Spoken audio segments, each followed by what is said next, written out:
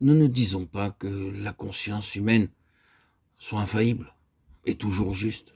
Elle ne l'est très certainement pas. Nous pouvons avoir un sens de ce qui est bon ou mauvais, qui sont entièrement faux et trompeurs.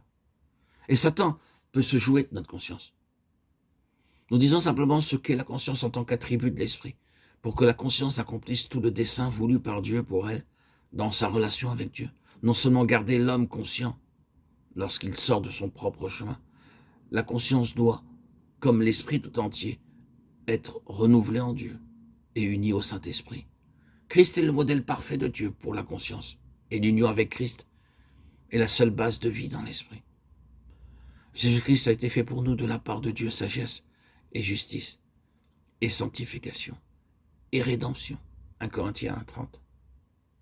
Et lorsque nous avons reçu Christ par la foi et que désormais c'est devant Dieu ce qu'il est, lui, et non plus ce que nous sommes alors, nous trouvons le repos de nos âmes sous ce joug. Matthieu 11, 29.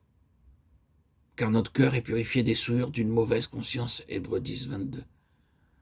Avec l'esprit humain tout entier, la conscience doit être vivifiée d'en haut, ressuscitée, éclairée, ajustée et réunie.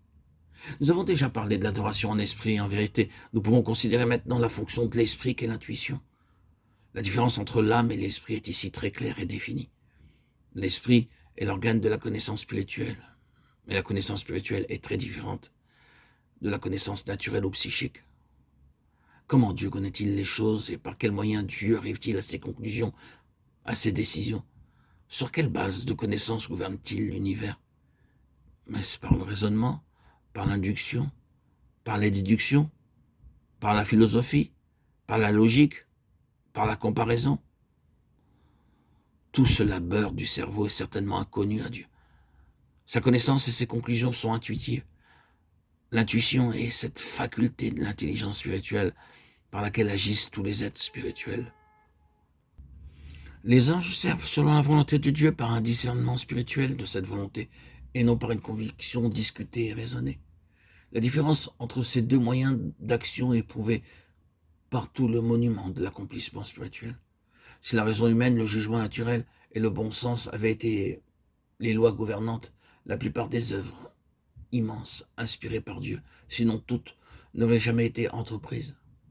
Les hommes qui ont eu une marche intime avec Dieu et une communion d'esprit vivante avec Dieu ont été conduits intuitivement dans de tels desseins, et ils ont été justifiés en cela, non par l'approbation de la raison naturelle, mais habituellement par l'opposition de cette raison. Folie a été très souvent le verdict de la sagesse de ce monde. Dès que, comme Abraham, ils ont permis à l'intelligence naturelle d'avoir le dessus sur l'intelligence spirituelle, ils se sont trouvés déroutés, paralysés, et ont cherché le chemin des sens de l'Égypte pour trouver un secours.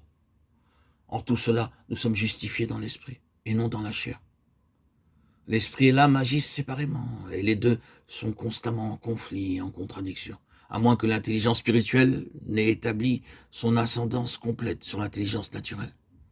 Dans toutes les choses qui viennent de Dieu et sont par conséquent spirituelles, la pensée de la chair est mort, mais la pensée de l'esprit est vie et paix. Romains 8, 6. Telle est la nature de la connaissance spirituelle.